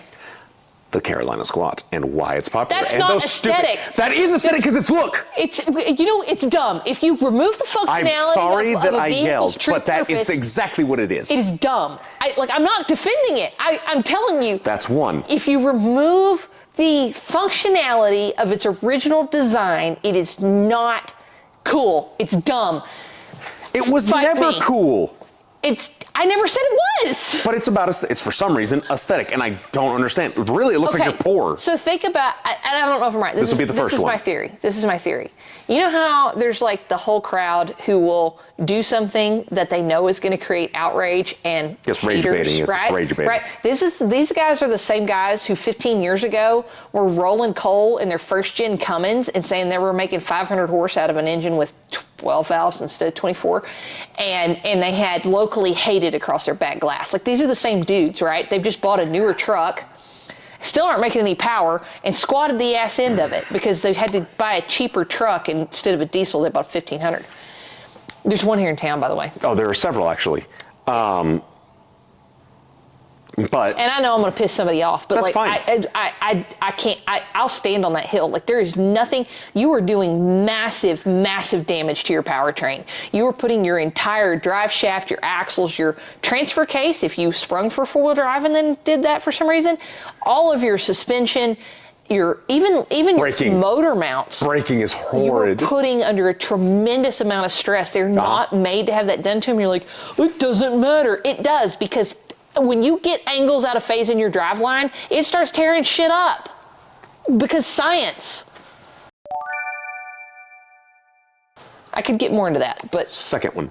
go. And a lot of these, there are You hit a analogs. nerve. Oh, there are analogs. Oh, this is going to be another good one. There are analogs in the car culture too, because I'm terrible about a lot being into things and not knowing a damn thing. Like every time you talk about somebody's rig, because that's maybe that's the I'm best not, they I'm can not do. naming But when rigs. they pay to do that, But I'm not naming rigs. Yeah. We're not naming rigs. We're naming Yeah. trends. okay, fair. The car analog, but also again, The car So analog. I'm my not- face may look like I'm completely on the same level as you. Anytime you talk about internals or a whole lot of things, the thing that's going in my mind is just like a really dumb clown plane just going in like, I don't know what we're doing. No idea. These are just numbers, letters. I don't know. I'm gonna have to make an animation and just like drop it in. Yep. That's what's going on in my brain. But okay, so the other one, the one in the car culture, and I can't stand it. Stance. Which is technically the same thing. Technically that falls under stance. It's like stupid. I don't have the skill to drift, but I have the money to look like I do. It's meant to, so it originally started as a Euro thing. It's a race thing. So race cars do have stance, but that's also because they have a dynamic for corners. Right. Not your stupid little Honda hatchback that's got cancer all over it, eating the paint underneath it, that looks like this. 45-degree angles don't belong. I'm going to hate on a Camry for a minute. Go for it. So I was rolling home, and I'm on the highway, and there's like a Charger passes me, and then I don't know what the other one was, like Challenge or something like that. I didn't get a good look at it. I'm minding my own business. I'm in a gray truck. Some other Dodge Podge. I'm in rain. And I come up, they go by, and they go past this other sedan that I'm approaching, and it's a dark-colored sedan, and it's got a spoiler. And I don't pay any attention to it, and I'm like, oh, that's a Toyota. Is that a Supra? And I'm like, no, that's definitely, it's definitely a Camry with like like spoiler, like a big-ass spoiler on it. And I'm like, okay, cool. And he's screwing around. Like, he's legit screwing around. The other two are like long gone. And he's doing like, I don't know, 60 and a 75. And I don't run up on him. I'm over way before I get to him. I'm doing my thing, got my radio going and all that stuff. And I get up there, got my cruise on. And I'm cruising, and I get up there, and I get just a little bit past him, and I see his headlights drop out of my mirror, like he's in the right-hand lane, and he's like floored it. And I'm like, no, I shouldn't. And so I just reach over there and hit that tow haul button and just floor it. And the tow haul button is so fun. Well, it makes the Torque Shift 6 hold the shifts longer, so you stay in your power band longer, right? So it gets you out of, we're going to be the most economical with the most power, and puts you in, we're just going for all of the torque. It went grunt. We want all of the torque. Like so I have a Toyota Tundra, and it's nothing near yours, but it is hilarious how different it feels when you hit the toll. Because I was like, what's the difference? Did changer. It's a game changer. I'm not gonna lie, mine just has like a baseline of 400. That felt like all 400. It was wild, like very different. And I was like, this is fun. I need to turn it off. Yeah, it is fun. It is fun because you get a more aggressive. It opened up. It definitely opened up. But it was just like, oh, okay, that's what that does. Yeah. But yeah, no, okay. So did you smoke him? You smoked him. Gapplebee's. Yeah. Yeah, he definitely had a reservation. He was late. We dropped 2 gears into 4th. And I'm not going to comment exactly when we went back into 6th gear, but Gapplebee's. Nice. Gapplebee's. Well, it's a Camry. Gapplebee's. But I'm like, okay, first of all, we're in Texas. Somebody rolls up on you in a Power Stroke at night, just don't. Like, unless that thing is brand new, it's probably tuned, which means it definitely take a second and listen. Its top speed is when the engine explodes. Definitely take a listen, like turn your stupid ass techno music down, and maybe check out if it's got chop or not, instead of just thinking, I'm lighter. Yeah, but chop is not really a thing anymore, even with the Stage 2 cam that's in that truck. Like, it's aggressive, but it doesn't have... But if something gives you the vibe of something's weird, just don't. Unless you think you can, like actually could. It's also like, don't road rage in Texas. Everybody has a gun. Probably don't do that seat. either. Like, don't take it, if you get mad, don't make it personal. Yeah, like... It wasn't personal for them. They were probably just having fun. Yeah, and like, don't think you're going to bully somebody. And you know what? I hear the Gappletizers at Gapplebee's are great. Might as well get some potato skins. I don't know. I got a great video I need to pull up for you. But, okay, so stance is absolutely stupid. It is. It's not practical. It makes a car difficult to drive. And I think if they're difficult to drive, and this is my opinion, so disclaimer, not like I need to disclaim my opinion because I've already thrown it out. I don't know if it's an opinion, if it's an actual like physical fact. Well, here's where I'm going to go. Because if I did it on a truck and did this, it's retarded. Would it not handle predominantly worse? And I said retarded. Also, your tires are gone, and we'll get back to this because the second one is going to be about tires, and we're going to go off on this. Dude, you want to make some bastards fight? Talk shit about oil, tires, and Cummins. Why oil? Never mind. That's for a different day. Dude. But no. You will start some shit. No. Okay. Just go with the stance thing. Finish that, and then we'll go to 2. When you make a vehicle difficult to daily drive, yes, whether it's too powerful or your dynamics in your suspension or whatever, when you make it where it is difficult to daily drive, it becomes unenjoyable. If it is your daily driver, if it's a specialty vehicle, it can be difficult all at once for the as long as since we're talking about stance, but that it's I'm something saying, that somebody wants to cruise around. Some people cruise in their race cars for some strange reason. Unless I'm showing it off, it's not coming out. But yes, if it is your daily driver, why are you making this worse? Yes. But I guess my point is once you make them where they're not fun to drive anymore, what the point anyways? Kind of, yeah. It's kind of like, why would you work at a job that's no longer fun? It's why I don't work at the job that was no longer fun. But yes, the stance is stupid, and it really your car badly. If it's not optimal, if it's just to look cool, yourself, because you're also going to wear through some expensive tires, and I hate it. So let's talk tires. Well, it's another aesthetics. Rubber band tires. Big rims. Whoever figured that out, little skinny sidewall. No, whenever they take 30 regular PSI. truck rims and put it to 15-inch wide. You got a 7,000-pound pickup sitting on 2 inches of sidewall at 35 pounds per square inch Or pressure. no sidewall. You are dangerous. Yeah. Yeah. And then you lift it and you change your brake geometry. Like you don't alter your brake geometry. Therefore, you change your brake geometry with a 20-inch lift. Anything? Okay, what is this? Okay, you know what? We're just jumping center in. of gravity. It changes how long it takes to stop a and vehicle. how bad and what it does. Regardless of whether you change the body weight or not. And then, we're just going to put 2 and 3 together. Those trucks that have like giant frames that are exposed underneath them, like the bracing and stuff. Now you're getting into the SEMA trucks. Sort of, yeah, but no, like why? Why?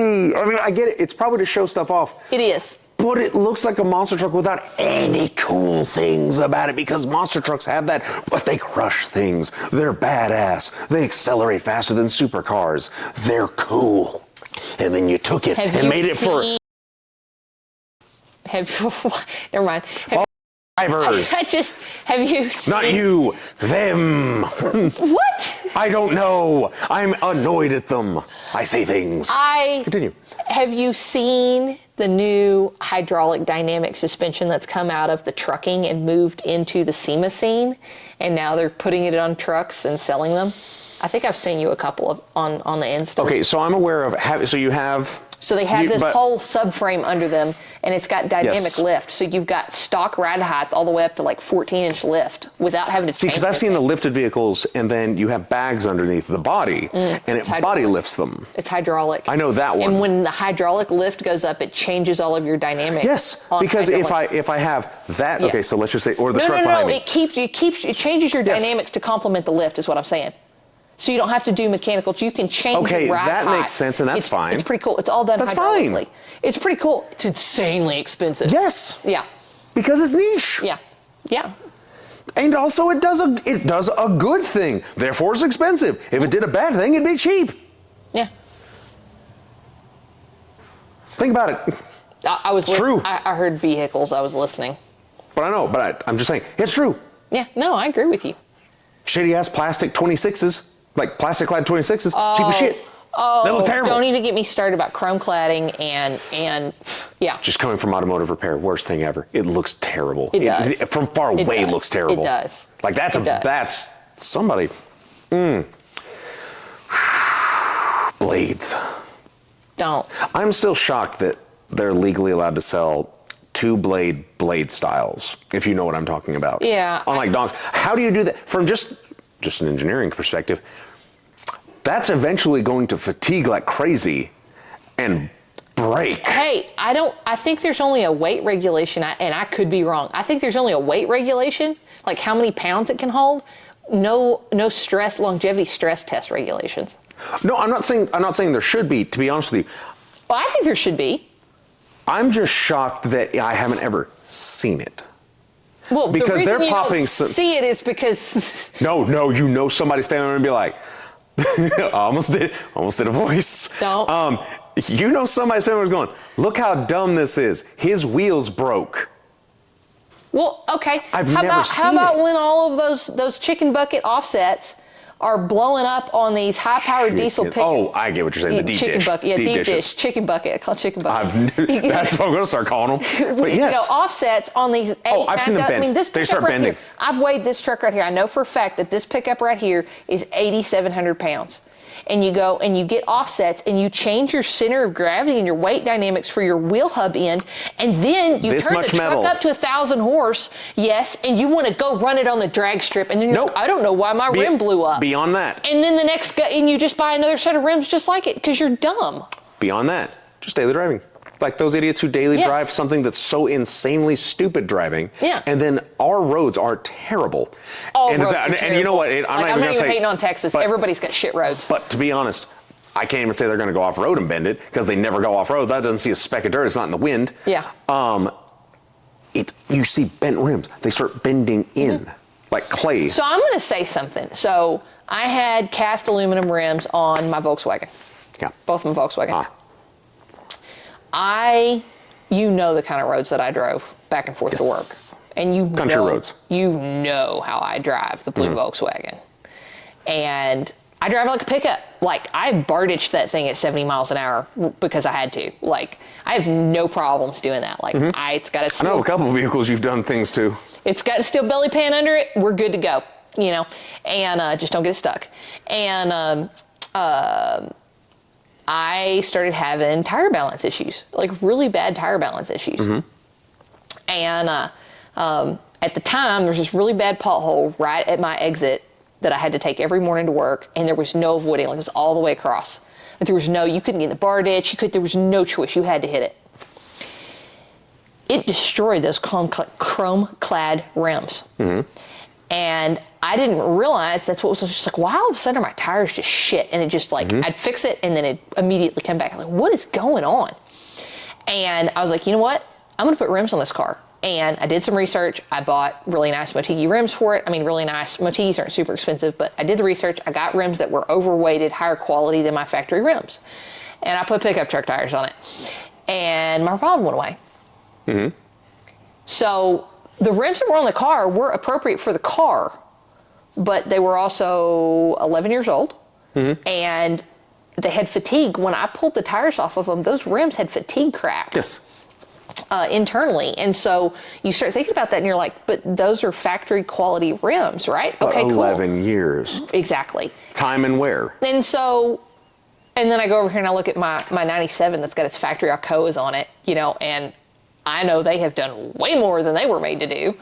And I have no complaints. So, you know, when you start looking at that stuff and you start looking at, oh, we're going to put offsets and we're going to do these skinny rims, and I start looking at like people cutting meat off Geometry changes. of them, and you know, there's not a whole lot to a rim and all that stuff. When I picked the rims for Rain, you know, I bought Methods, I bought Method HDs. They're badass rims. They're very expensive rims, but I did a bunch of research because I know how heavy that truck is.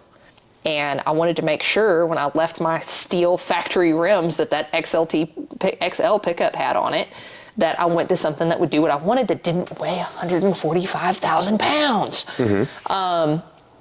And so I did my research. I can't, and I'm not saying that there's not other good rim companies out there. There are, right? Like Welds are good, Alcoas are fabulous. But I just cannot imagine having a 350 or bigger pickup truck and not putting aftermarket rims on it and not buying Method HDs. They have the highest weight rating rim available on the market for pickup truck. People are really bad about buying for form over function. They also don't want to research. Fair. And we can start talking about tire pressure right now. I'd rather not. But like a lot of that, because like you're talking about that, also. Okay, mild hot take. Mild? Sort of. Are we habanero or No, or you know what? We'll go over to- Serrano because jalapeno is just regular. Serrano's a little bit higher. less a dude thing than it is a female problem. Curbing. So you're taking mass out of the wheel, right? Every time you do it, if you have scarred up rims, you're also deforming it. That changes the center of gravity and makes it like you have to get it balanced every fucking time. As a female, I want to like say something, but it is. I'm not talking about you. You know what the you're doing. No, I fuck my rims all the time. Do I tear my truck up? No, because I actually have sidewalls on my tires. But sometimes you're in a situation with a trailer, you don't have a choice. And to be fair, I'm not talking about like, oops, I didn't realize how close I was to the curb. Yeah. It's people, like regular people who don't pay any attention, and you look at their rims and it looks like they've been chewed on. Or they've curbed their passenger side tires to the point that you can see the bands in the sidewalls. Yes. And we're not talking about tires at this point, but wheels, because we're changing an entire dynamic of, again, physics. Massive weight change on a rim when you in different spots. And instead of it being a perfect circle that spins with weights correctly, whenever you, like if you, again, clay, if you watch clay and you deform it just a little, it changes how it throws itself because mass and momentum change. American forces on Atlas that Rick's tire knocked a big old chunk out of one of my American forces and then is like, it's off of an old truck. And I'm like, they're brand new rims. Really? If you look at the metal, it looks brand new. Yeah, not only that, they were limited edition. But anyways, like the rim is not right. It's me. The rim is not right. Like it had to have a massive weight put on it to offset that. And then you, actually we'll get into another one just related entirely to this. But you see those ones that look like a roller coaster track, and it's like, I bet you this drives like hell. Yeah, it's like the tires, like the rims on my horse trailer. This one's my favorite. I've got one that's had multiple blowouts on the same rim because it's like always in that position where you hit debris. The passenger rear tire on a horse trailer or any trailer is the one that hits all the debris, like the road debris. And that rim just keeps putting back in the same spot, and it's not, actually it's my spare right now because it's in such bad shape. Then there's this one, and it's one of the most common ones. You might be able to guess it. If you want to give 3 guesses. Something you see all the time, and it's not made for it. It's only made to get you to the next tire shop. Oh, driving around like a donut. It's made for, dude, it's the 55 rule. 35 miles at 55 miles an hour. I've heard the 55 rule. Well, most 55 miles an hour. Most of them actually say 35 miles on them now. Yeah. But you're not supposed to drive on them technically. Nope. It's too limp. Yeah. And I see them a lot. When I got the TDIs, first thing I did was like, those have both been driven on. Anywhere, they need to be like redone or tossed. They have full-size spares. They're cheap as hell. They have full-size spares on them now. Both of them do. But I mean, like if you're really going to do that, go to a junkyard and get a regular-sized wheel. I just put rims on both of them and then kept the 2 good rims between the 2 cars and. Like just, but I mean that is a trick. Like just find your make and model at a pick apart.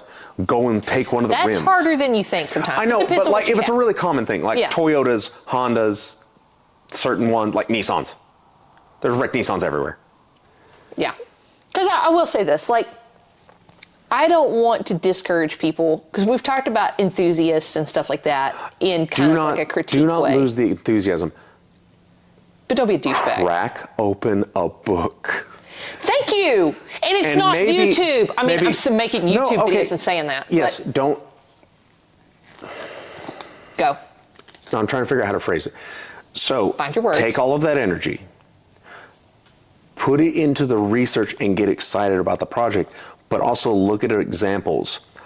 Don't do all the things at once. Pick one thing and do that thing first, and then move on to the next. Well, that way because don't JB weld things to barrels.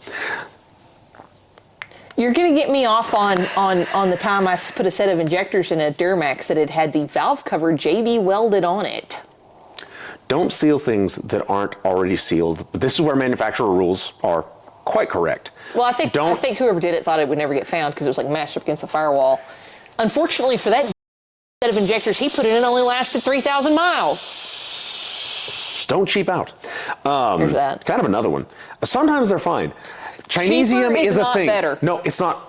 Sometimes there are exceptions to the rule. They are very, but that makes them an exception. Fuses on Amazon because they don't work. Yeah, but this is why it's a known thing. Exceptions to the rule. Yeah. Just because you think cheaper, works better for as long as you need it, doesn't make that true, doesn't make it quality. It might cost you money. It might blow something. It will. And I'm going to say this, you know, I'm at the point now where I've been doing this since 2000 and like seriously doing this for,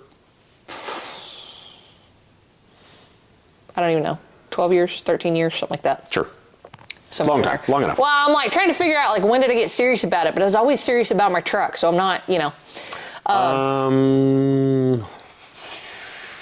After you left the shop. Well, yeah, but I was already working on stuff at that point. I know, but like, but if we're calling serious, like go to school serious. Oh yeah, go to school serious, because I'd wrenched for Farmer a little bit, tinkered a little bit, like fix shit that I had no business fixing, and then. But I mean, I'd grown up fixing stuff too, so like I had some background. But we're I going mean, by like, serious. seriously, yeah, I Paying went to money to school. learn about something is serious. I went to school. Otherwise, it's pro hobbyist.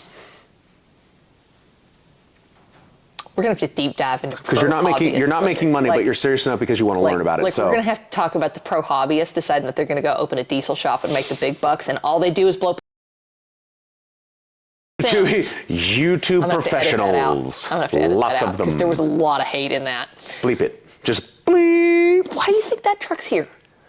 Because some simp who couldn't figure out how to put an upgraded turbo on a truck and then lied to the customer.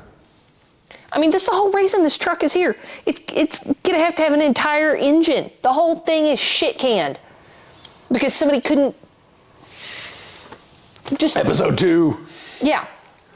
And I think I figured out who it is. I'm not going to name any names. In fact, I told the customer not to tell me who it was. This is why we're speaking generalities. I prefer that because it's so much more fun to throw shade at a generality. But I will throw shade at people, and I'm not saying that you can't get into this business and be good at it. Red.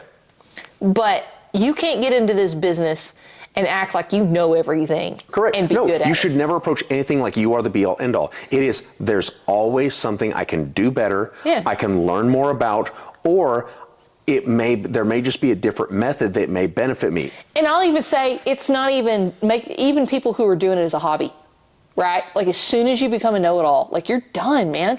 It's going to cost you so much money. Ego is the most destructive thing, and it gets in your way and gets in everybody else's way. Yeah, absolutely. It is the elephant in the room. And like I'll say that I have a huge ego. Like I know what I'm worth. But there's a difference in having. So okay, there's a healthy ego, and then there's an unhealthy ego. Okay. The healthy ego is I'm badass and I want to keep doing this because I feel like I'm good at it. The unhealthy ego is you can't tell me what to do because I'm badass at it. Yeah. And I know what I'm doing. When the worst world. When the ego goes outside of yourself and you stop. Yeah. You stop being circumspect or being able to be self-aware of yourself. And I'll even go to the next level of whether you have the skill set or not to back the ego up, but your ego is so overinflated that you can't take constructive criticism and you tear down other people. Yes. Right. Yeah. And I'm saying they talk shit about people, but I mean, to be fair, if you're trying to grow, but your ego is so overinflated that you're not willing to get down on their level and help them grow and better themselves, like what are you even doing, man? And you also have the trope, and it is very much a trope in movies, TV, what have you, whenever someone's trying to instruct, this is also another one, instruction versus help. If you're trying to instruct them and you're not coming down to their level to simplify it so they can understand it, you figure out their level of understanding. Like instead of giving you a full math equation, I can go, okay, let's break it down. Here's how you find the first part. Yeah. Here's what this means, and it means this once you find that number. Right. Then that leads you to this part. If I just go, well, here's the math equation. Where'd you get this number? What did you do with this? Why didn't you think of that? You sound like every math teacher I've ever had, and my answer was always, I have no idea because 8s and 3s are the same number to me, you know. Figure out if you're trying to help someone, and this goes to anything. Get outside your own head and go, how did they just explain that to me? What's their confusion? What level is that? Right. Okay, and if it's a basic thing, it's like, well, first off, did you make sure it wasn't the gasket first thing? Like, did you check all that? And then just work backwards. Right. Work towards you. Well, that's when somebody will call me, they'll be like, well, what, blah, blah, blah, blah. And I'm like, stop. I need you to go back to the beginning. I need you to tell me everything you did from top to bottom in the order that you did it, the results that you got. And they're like, well, but I checked this, and I'm like, that's not what I asked for, because that doesn't help me that you checked it. Yeah, full because stop. I don't full know if stop. you're capable of actually diagnosing that correctly. So you need to walk me through your steps. And usually that's where the problem is. But this kind of goes back to the thing of my big push. I'm kind of going back a couple of comments ago. That's fine. My big thing when I was teaching is there's no stupid question except for the question you didn't ask. But wrong questions get wrong answers. And if you don't know enough to know that you're asking the wrong question, I don't know that you don't understand what I'm saying back to you. And so there's a barrier of communication there that both parties are responsible for picking apart and not getting bent out of shape about it. Yes, and then also you need to be able to, at any level, be able to take questions even if they feel stupid or pedantic, because they're trying to do something. Right. And then also it's like, But a lot I've of times those questioned questions you. will answer themselves. Yes. You just have to let everything marinate for a minute. Yes, but then also, if I'm just asking you and I see like the glazed over look in your eye whenever I ask all these things, and it's like, okay, it's been too many questions. Show me the thing then. Right. And then point out where we started. Reasons I got a lot of heat when I was teaching.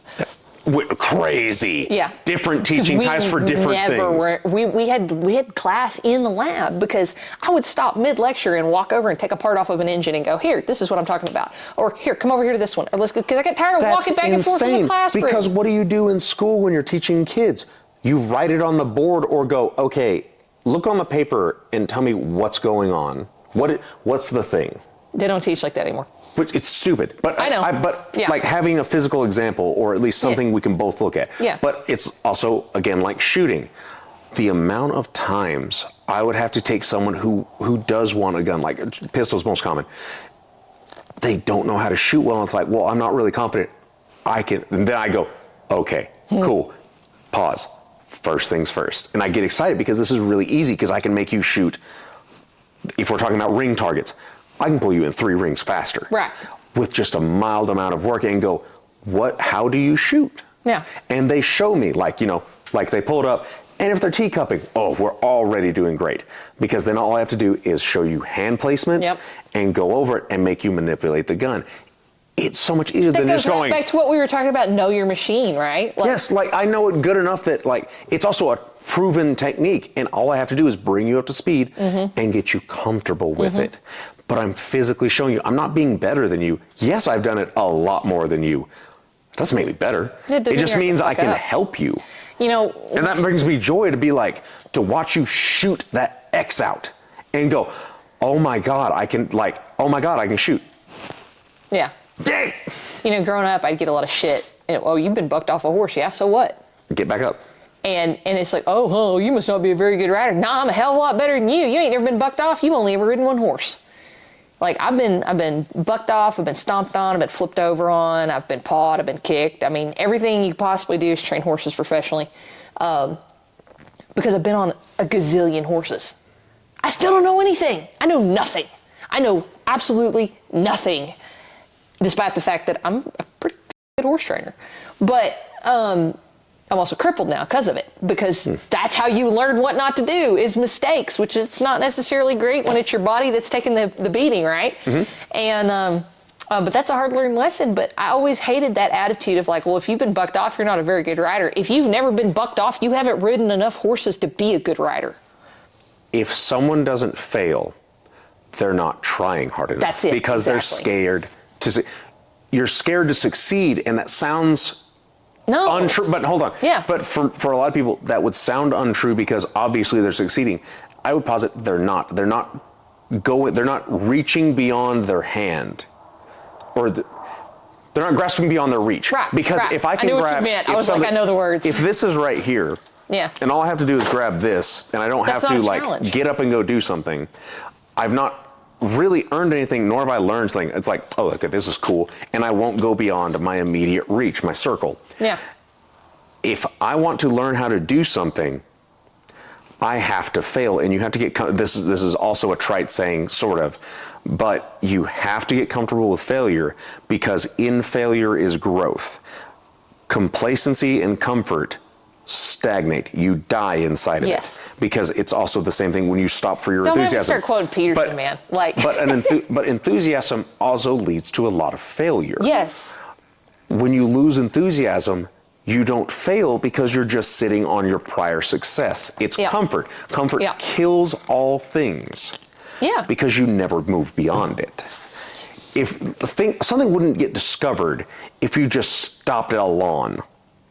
If I go into the trees and have to hike it, there's no telling what I'll find. Yeah. The mystery is a delicious thing. Yeah, but people are afraid of that. They're afraid of failing. So what does failure mean? I learned something. Yeah, Failure's the greatest teacher. We weren't taught that. Like, I wasn't taught anything. I had to learn all this. That's right. Exactly. See? Like, that's my point, man. Like, you got to figure it out. And like the worst thing you can do. And like, I don't like making mistakes. No one does, but it's the best way. We're all our own harshest critic. And like, with this stuff, like, I want to make sure that everything I do is done to extremely high standards, because I have a standard for my own stuff that I do, and I know you do for your stuff, but I want to make sure that the work that I put out meets my own standards, which are higher than most people's standards already anyways. And at the end of the day, you know, the question is always, well, why would I spend all that money? Because I had this conversation with someone just not that long ago who had some work done to his truck, and I ended up turning him away as a client. And he had some work done to his truck. His truck came back in worse shape than it went into the shop to begin with. The work that was done to it was not relative to what I diagnosed the problem with the truck is. Mm-hmm. And I didn't charge the guy for the diagnostic. I probably should have, because he wasted like 3.5 hours of my life. But, you know, he was like, well, I need this and I need that. And I'm like, and he starts talking about what he wants out of the truck. And I look at him and I'm like, I won't build that for you. And he was like, well, why not? And I'm like, because this truck is tore up because of you. Mm-hmm. And then you went with the cheapest bottom dollar, an uncertified, and I'm going to throw some shade, having been a shade tree mechanic at one point in my life. I never took anybody's money for it either. An unqualified, uneducated, ignorant thief under the hood of your $80,000 pickup. And when I turn around and look at you and go, it's going to cost $50,000 to fix this properly, and you're like, that's a lot of money. You're not the guy to come to my shop. And it's not because I'm trying to take your money. It's because I want to make sure that when you leave, you don't come knocking on my door complaining. And I told him, I was like, I'll think about it. Like, I've got some big jobs lined up. I don't really have time for it. And I don't know, about a week later, you know, here he's back again, and he's like, when are you taking my truck? And I was like, I told you I really don't have time for it. Like, you need to find a reputable mechanic. And he kept pushing me, and I just looked at him and I was like, you're not the client for me. I will not work on your truck. And he's like, well, why not? And that's because, quite frankly, I don't think you'll pay me. Like, I don't think you'll pay me. And that's the first reason. And the second reason is I don't like your attitude. Mm-hmm. And I don't have to take you as a client. Go find somebody else. And, you know, it is what it is. But I guess the thing there is like, in trying to be cheap, you know, he's got this high dollar pickup. It's a nice pickup. It's an expensive truck. It's a new truck, and it has a blown engine in it because he tore it up and kept driving it tore up, and then took it to somebody who didn't fix the initial problem and made other problems because they were cheap. They also had the truck for, I think he told me, 9 months. Yeah. Anyways, I know some more behind the story because I know where the truck was. But, you know, and the other thing that I told him when he kept pushing me, I was like, I don't want to get into it with another shop. And this is what finally, like, got him out of my shop. He stops and he goes, what, did they come over and say something to you? And I said, I need you mouth. Get out of my shop. I don't want that shit, you know? Mm-hmm. Like, I'm good at what I do because I've dedicated my time and my effort to being good at what I do. I'm not the best. There's people out there who have more experience and more knowledge than I do. Oh, yeah. And I'm okay with that. Like, it's not a competition. It's never not been a one. competition. And do I want to be better? No more? Yes. I study all the time. I read tank manuals. And I mean, it's dry, right? Especially the poorly written ones, GM. But like, no, GM's bad, Dodge is worse. Ram truck manuals are awful. But even that, it's not a competition with everyone outside. It, like, unless it's an actual competition with a prize. But right? yes, it's to be better than I was the time before. Yeah. If I can, that's how you know you're getting better. Like, I didn't make the same mistake because I knew to look for it. I knew to stop myself before it happened. Yeah.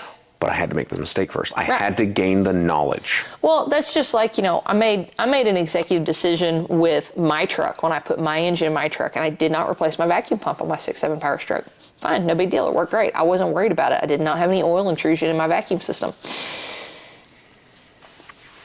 I had 8,000 miles on my engine, and I had to pull my vacuum pump out and replace all of my vacuum lines and my vacuum reservoir, which is also your coolant reservoir and your battery tray, and my brake booster because my brakes went out.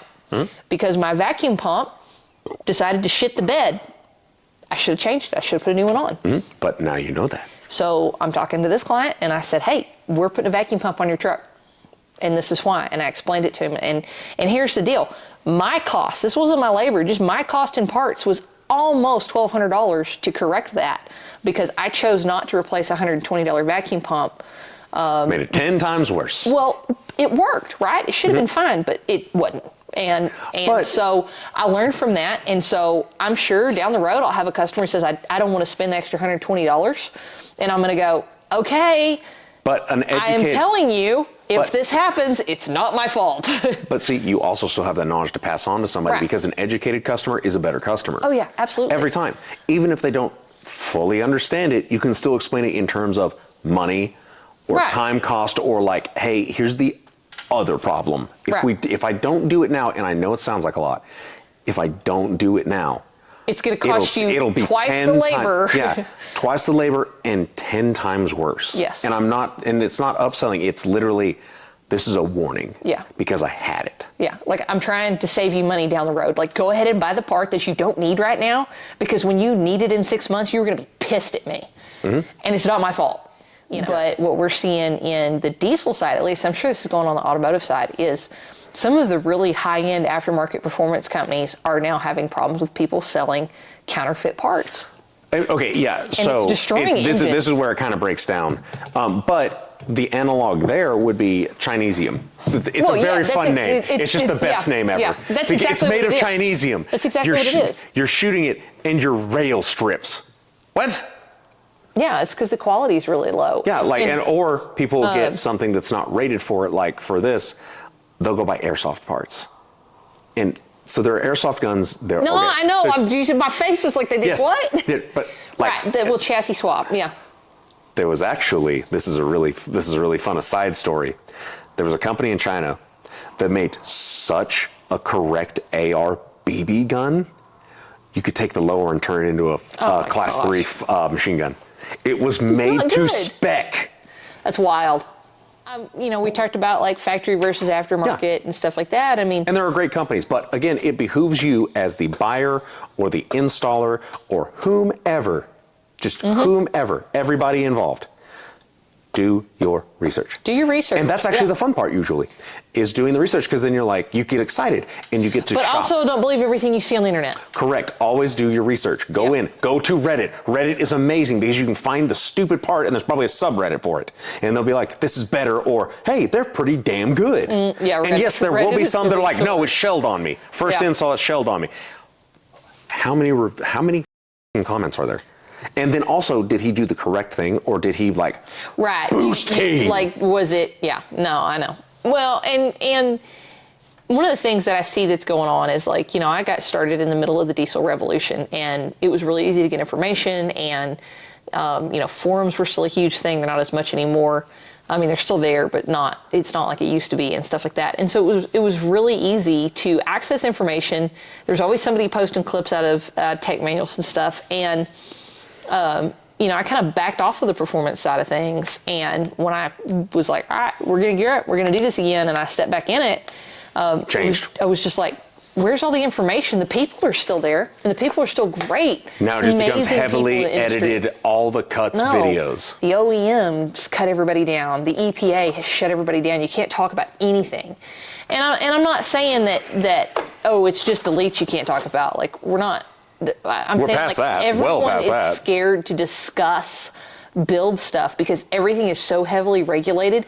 It can kind of look like you did something shady in a video just because it was a bad clip, and you have an agent at your house. I'm kind of exaggerating, but I mean that's the fear, right? Because they have EPA agents have shown up at technicians' homes. I won't name any names, but if you know, you know. And Name those agents. no, John? I don't know about that. I mean, and I've had run-ins with people where I was looking at a truck for a customer called me and said, hey, we're at lunch. We've got a truck that's throwing a code. I don't have a scan tool. Can you swing by and see what it is? And we'll see if we need to get the truck in. And I'm like, yeah, cool. No big deal. I roll up. I'm on job site. I'm in a parking lot. I'm in a construction job site. I'm in a parking lot. I've got my scan tool. You know, they're kind of packing up for lunch.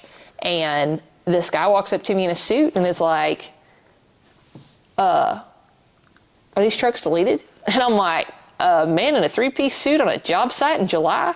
I looked at him and I was like, I don't know what the you're talking about.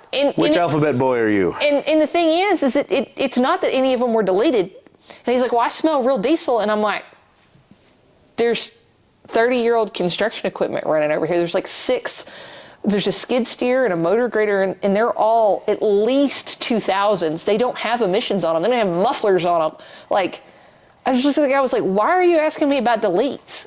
And he's like, well, you have a programmer. And I was like, this is not a programmer, it's a code reader. It's literally a code reader. It wasn't even my laptop. Like, it's straight up just a code reader. Mm-hmm. And I was like, what is going on here? And like, maybe the guy was legit, and maybe he had a legitimate reason for walking. I don't know where he came from.